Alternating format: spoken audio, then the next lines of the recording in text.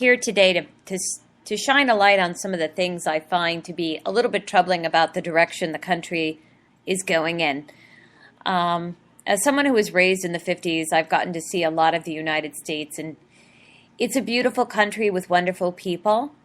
And I think we sort of lose sight of that when we listen to a lot of the vitriol coming at us across the airwaves from politicians to celebrities. Things didn't used to always be so in your face. They didn't used to be so violent. They didn't used to be so crude and crass. There used to be a gentler, kinder tone that Americans had, not just in the media, but I do believe with one another. The human species has been on the planet, I guess, about 2,000 years. And if we are really going to evolve and be the highest elevated species, I think we have to look at the kinds of things we put out into the world. And I think the general media, TV, radio, and the entertainment business continue to showcase things that are just really at the lowest form of what it means to be a human being. As a female, I find that very disrespectful for men and for women. I think human beings were designed to achieve things at a greater height, without a lot of name calling, without a lot of violence. It just seems that war used to be a last resort, and we have come to define war as a common thing to do, only because nobody can seem to agree.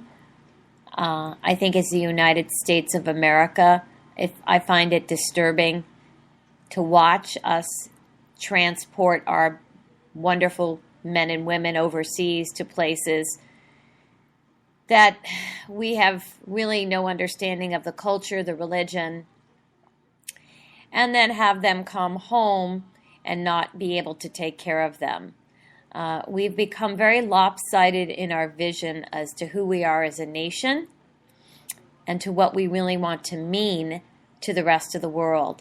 I think it's very difficult for us to maintain being a light to the rest of the world when I feel we are shrouded in darkness in Washington, D.C., shrouded in darkness in Hollywood, and there's a darkness settling over the education system where we have become a place of fear for our children just to go and do normal everyday activities like go to school. I think it's heartbreaking as a woman to watch a country not take the initiative in taking care of its own citizens first and foremost, whether it's financially, educationally, spiritually, and emotionally, in favor of bringing other people in from other countries who displace our own citizens and just say, well, the people here don't want to do the jobs. I think what we've done is we've sold out our nation to other people in many, many instances when the people in this country are smart enough, are good enough, are worthy enough, not just for jobs, but for health care, for a good education, for a shot at purchasing a home that's priced correctly. I think it's very disingenuous of a government to side with banks, Wall Street, Hollywood, all the powerful people at the expense of the middle class and the less fortunate in our country. So I'm hoping that my channel will be a voice for these people. There needs to be hope in America. I know that Barack Obama ran on hope. I think he's a decent man, caught in a very difficult situation. But I don't think that continuing wars in foreign countries indefinitely is going to solve the many problems we have here at home. And to ask ask the U.S. citizens to finance these wars when they can barely keep a roof over their heads is as incredulous and disturbing as anything I've ever seen in my lifetime. I find it shameful that we want to spend $30 billion on a border when all we have to do is put a moratorium on immigration for all until we get our financial house in order. We could put that $30 billion into roads and schools and teacher salaries. We have a nation of politicians that wants to write a 1,000-page bill when it really takes about 5 sentences. And the 1,000-page bill can take them a year to even pass. While that's happening, there are people dying, people being shot at, people being murdered. I mean, it's this constant process of too little, too late. And there seems to be a never-ending stream of bills being pushed through. Hurry up, hurry up, hurry up, push it through, push it through, push it through to bridges to nowhere and pork belly spending that I guess if you do not have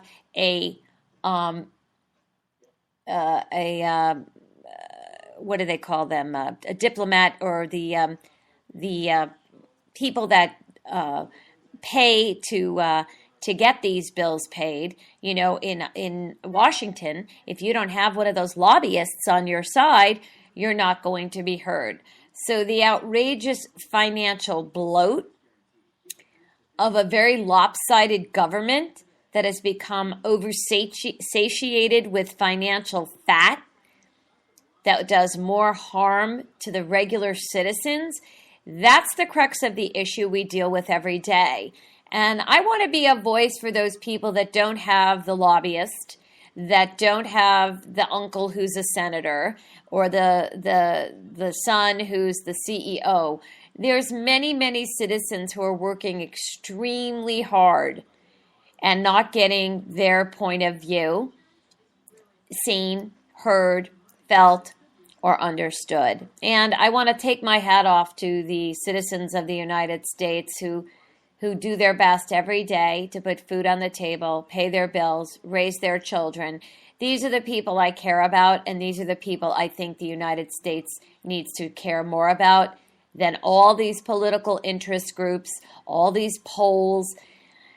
The average citizen is not stupid. The average citizen is an honest-to-goodness, God-fearing human being that wants the best for their family. That's the way it's always been.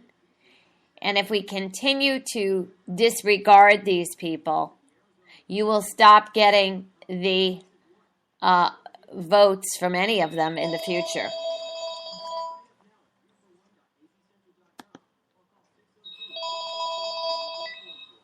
Hello, Saguaro Lake.